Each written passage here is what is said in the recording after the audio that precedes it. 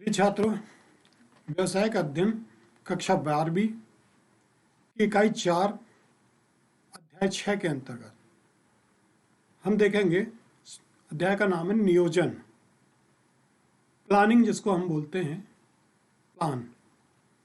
यहाँ हम देखेंगे नियोजन का अर्थ क्या है, उसकी परिभाषाएं क्या हैं, नियोजन की विशेषता क्या है, नियोजन के उद्देश्य क्या हैं और उसका महत्व क्या है, साथ ही नियोजन की प्रक्रिया या उसके तत्व कौन कौन से। तो यहाँ हमारे सामने जो नियोजन शब्द है ये योजना से जुड़ा हुआ है। सामान्य तौर पर हम जब भी किसी कार्य को करते हैं तो हमारे दिमाग में उस कार्य को करने की एक योजना तैयार होती है। इस योजना के विभिन्न चरण होते हैं, विभिन्न क्रम होता है कि वो कार्य किस प्रकार से पूरा किया जाता है। तो नियोजन की प्रक्रिया जब भी अपनाई जाती है या कब भी हम कोई योजना तैयार करते हैं तो उसके सबसे पहले हमारे सामने क्या होता है, वो लक्ष्य होता है या उद्देश्य होता है। तो नियोजन की जो प्रक्रिया अपनाई जाती है हमेशा वो लक्ष्य या उद्देश्य को ध्यान में रखकर की जाती है। हम जिस स्थान पर हैं और हम जिस स्थान पर पहुंचना चाहते हैं, तो जिस स्थान पर हैं और जिस स्थान पर पहुंचना चाहते हैं इनके बीच की जो दूरी है उस दूरी को हम नियोजन के माध्यम से पूरा करते हैं। तो यहाँ हम जानेंगे वास्तव में कि नियोजन का अर्थ क्या है। हम देखते हैं परिभाषा में। नियोजन आशय किसी भी कार्य को करने के उसके बारे में विचार करने के उपरांत उस कार्य को करने के लिए एक योजना तैयार करने से उस कार्य को करने में सफलता प्राप्त होने की संभावना अधिक होती है। तो जब भी हम किसी कार्य के बारे में विचार करते हैं तो विचार करने के उपरांत उस कार्य को करने के लिए हम एक मानसिक रूप से दिमाग में अपनी एक योजना तैयार करते हैं। तो जब हम एक योजना बना लेते हैं तो निश्चित है कि उस कार्य को करने में हमें सफलता पूर्ण स्वतंत्र संभावना जो होगी। अब यदि हम बिना योजना के किसी कार्य को करें तो निश्चित है कि कार्य की पूर्णता पर निश्चय संदेह होगा। तो जरूरी है कि जब भी हम कोई कार्य करें तो उसकी एक योजना तैयार कर लें। अब यहाँ पर हम बात करते हैं व्यवसाय की। तो जब भी हम व्यवसाय की बात करते हैं तो जैसा हम जानते हैं व्यवसाय में हमेशा जोखिम होता है। ऐसी स्थिति में व्यवसाय संचालन में योजना का महत्व बढ़ जाता है। तो व्यवसाय में हमें किस प्रकार से व्यवसाय का संचालन करना है, इसके लिए हमें एक प्रॉपर व्यवसाय से जुड़ी हुई योजना बनानी होती है। व्यवसाय से संबंधित भविष्य में क्या करना है, कैसे करना है, कब करना है, साधन क्या होंगे, साधनों का उपयोग कैसे होगा, साधन प्राप्त कैसे होंगे, इन सब बातों पर विचार करना होता है। इन्हें विचार कर योजना तैयार की जाती है। वास्तव में योजना का संबंध जो है भविष्य से है। इसी कारण योजना एक बौद्धिक प्रक्रिया कहलाती है। तो यहाँ हम परिभाषा देखते हैं। नियोजन का अर्थ क्या है, उसकी परिभाषा क्या है। नियोजन भावी कार्यक्रम की एक क्रमबद्ध रूपरेखा है। इसका आशय उपक्रम के उद्देश्यों की पूर्ति हेतु एक निश्चित कार्यक्रम तैयार करना और कार्यविधि को निश्चित करना है। तो नियोजन क्या है, जो कार्यक्रम हमें भावी कार्यक्रम जो हमारे सामने है, जिस कार्यक्रम को हमें पूरा करना है उसकी एक क्रमबद्ध रूपरेखा है जिसका आशय क्या है, हमारा उद्देश्य की पूर्ति करना है और एक निश्चित कार्यक्रम तैयार करना है और कार्यविधि को निश्चित करना है। यहाँ पर कुंट जो और डैनियल के अनुसार कहा है, नियोजन द्वारा ये पहले से निश्चित कर लिया जाता है कि क्या कार्य किया जाए, कैसे किया जाए, कब किया जाए तथा इसे कौन करेगा। हम जिस स्थान पर हैं और जिस स्थान पर पहुंचना चाहते हैं उसके अंतर को पाटने का जो कार्य है वो नियोजन के द्वारा किया जाता है। यहाँ आप देख रहे हैं ए से बी बिंदु तक पहुंचने के लिए यदि हम ए अपने स्थान पर हैं बी तक पहुंचना चाहते हैं तो इसके लिए हम कुछ कार्य योजना तैयार करेंगे कि हम बी बिंदु तक किस प्रकार से पहुंच सकते हैं। तो यहाँ पर हम देखते हैं कि हम जिस स्थान पर हैं और जिस स्थान पर पहुंचना चाहते हैं उसके अंतर को पाटने का कार्य नियोजन द्वारा किया जाता है। एलन ने कहा है, नियोजन भविष्य को पकड़ने के लिए बनाया गया एक पिंजरा है। भविष्य कैसा है? अनिश्चित है। लेकिन भविष्य में कौन सी ऐसी स्थितियां हो सकती हैं जिनको हम पूर्व से ही पूरा करने के लिए तैयार रहें? तो उस भविष्य को में होने वाली अनिश्चितताओं को हम कैसे निश्चितता में परिवर्तित कर सकते हैं, ये हम योजना के माध्यम से पूरा कर सकते हैं। इसलिए कहा है कि नियोजन भविष्य को बनाने के लिए, पकड़ने के लिए बनाया गया पिंजरा है। तो यहाँ हम देखते हैं कि नियोजन क्या है? एक बौद्धिक मानसिक प्रक्रिया है जिसके माध्यम से हम सर्वप्रथम जो भविष्य में होने वाली घटनाएं हो सकती हैं उनका हम क्या करते हैं? पूर्वानुमान लगाते हैं और फिर ये तय करते हैं कि जो भविष्य में घटित होने वाली घटनाएं या ऐसी स्थितियां हो सकती हैं तो वहां पर वांछित लक्ष्य और उद्देश्य को प्राप्त करने के लिए हमें भविष्य में कौन सा रास्ता किस प्रकार से अपनाना पड़ेगा। साथ ही हमें सभी संभव तरीकों पर भी विचार करना होगा। जो भी हमारे पास विकल्प हैं उन विकल्पों को हम सामने रखकर उनमें से सर्वोत्तम विकल्प का चुनाव करते हैं। तो ये था नियोजन क्या है, नियोजन की परिभाषा क्या है। यहां हम देखेंगे नियोजन की विशेषताएं। नियोजन की विशेषताएं क्या क्या हैं? तो नियोजन एक बौद्धिक प्रक्रिया है। हम देखते हैं योजना बनाते समय हमारे साथ बहुत सारे विकल्प होते हैं, बहुत सारे रास्ते होते हैं, मार्ग होते हैं। हम उनमें से कुछ बेहतर मार्ग का चुनाव करते हैं। तो जब हम चुनाव की बात आती है तो यहाँ पर एक बौद्धिक प्रक्रिया कार्य करती है जो दूरदर्शी, विवेक, बुद्धि, ज्ञान एवं अनुभव पर निर्भर है। इसके लिए अति विशिष्ट होना आवश्यक है जिसे सामान्य व्यक्ति नहीं कर सकता। इसलिए कहा गया कि नियोजन एक बौद्धिक प्रक्रिया है। दूसरा है भावी अनिश्चितताओं का पूर्वानुमान।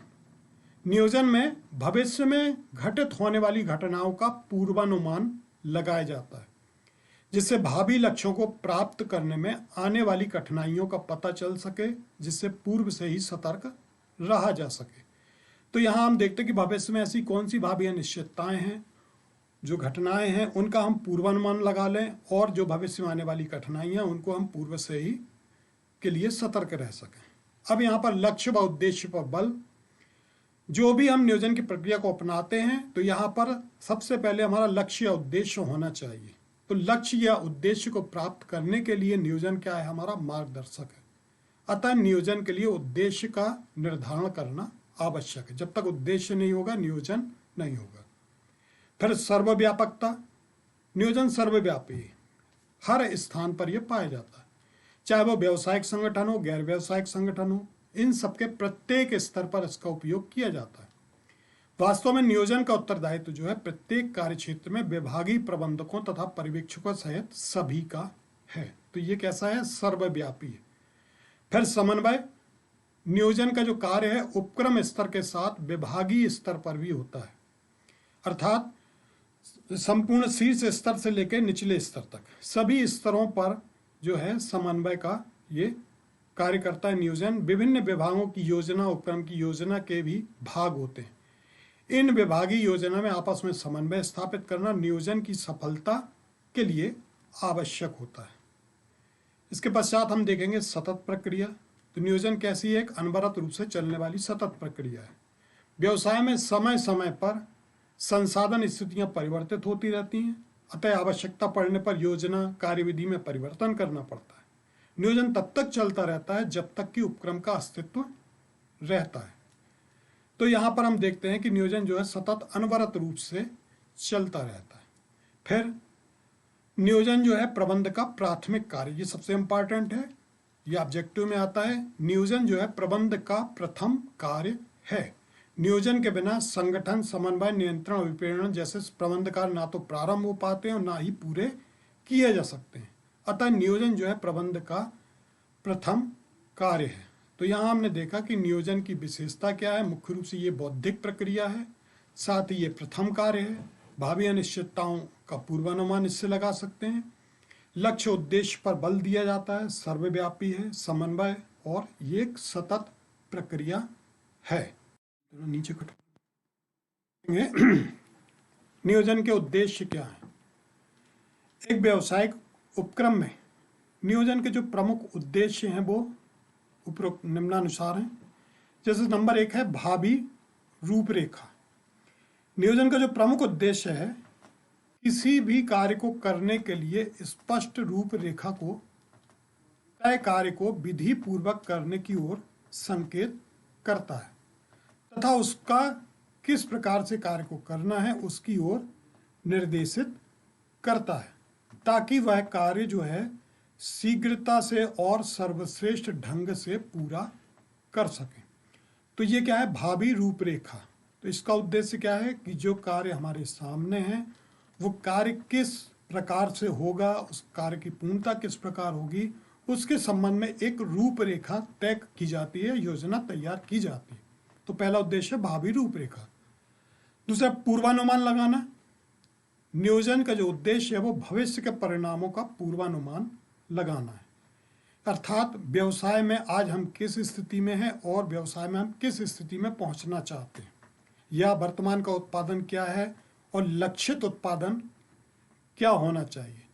तो जो परिणाम है उसका हम क्या लगाते हैं, पूर्वानुमान लगाते हैं। नियोजन वास्तव में भविष्य में होने वाली क्रियाओं के पूर्ण अनुभव के आधार पर पूर्वानुमान लगाना ही है।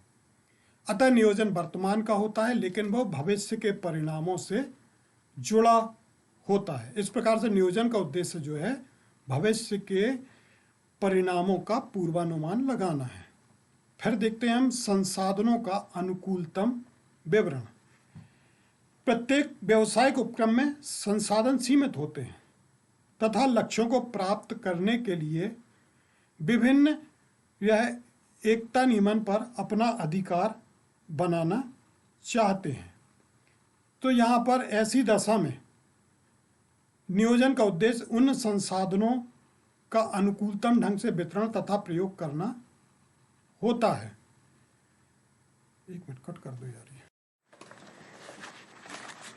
यहाँ हम देखेंगे नियोजन के उद्देश्य क्या है।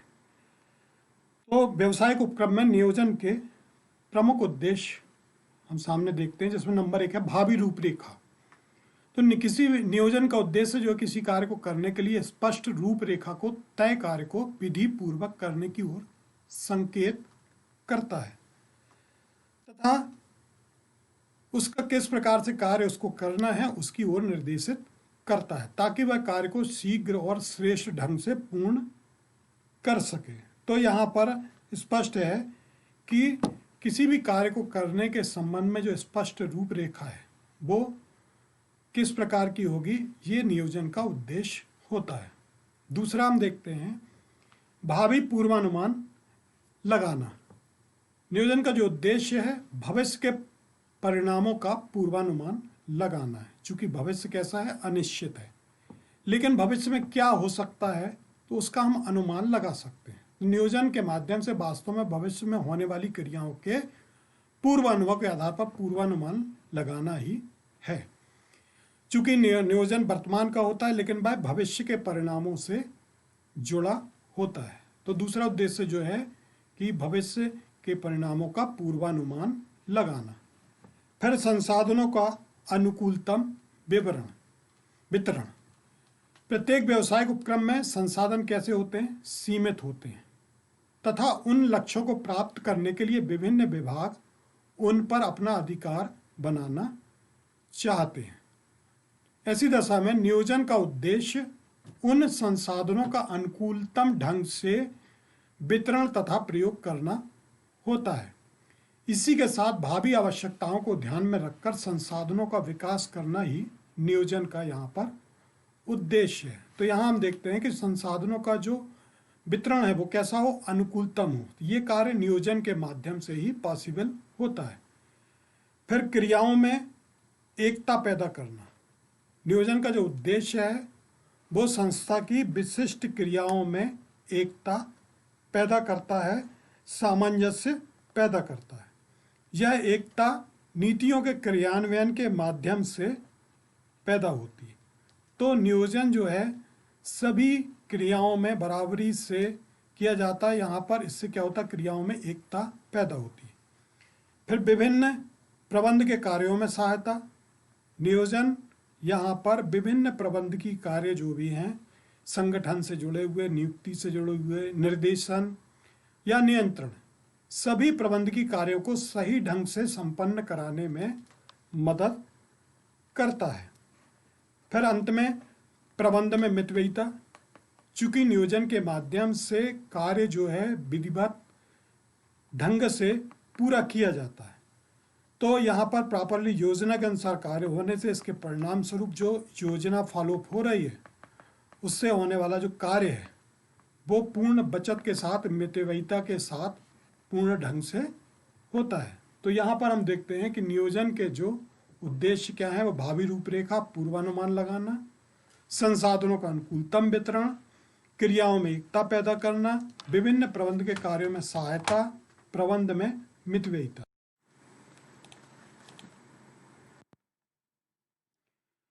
नियोजन का महत्व क्या है, यह हम निम्न बिंदुओं के आधार पर जानेंगे कि नियोजन का क्या महत्व है। यह हम देखते हैं भावी अनिश्चितताओं में कमी। भविष्य जो है अनिश्चित एवं परिवर्तनशील होता है, और यदि भविष्य में होने वाले परिवर्तनों का अनुमान ना लगाया जाए तो उन परिवर्तनों से निपटने के लिए यदि पूर्व से योजना तैयार ना की जाए तो उपक्रम के लक्ष्य उद्देश्य को प्राप्त करना क्या होगा, कठिन हो जाएगा। अतः भविष्य में होने वाली अनिश्चितता को निश्चितता में बदलने में नियोजन का महत्वपूर्ण स्थान है।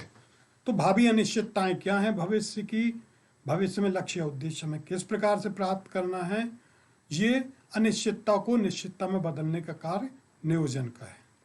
इसके पश्चात हम देखेंगे लागत में कमी।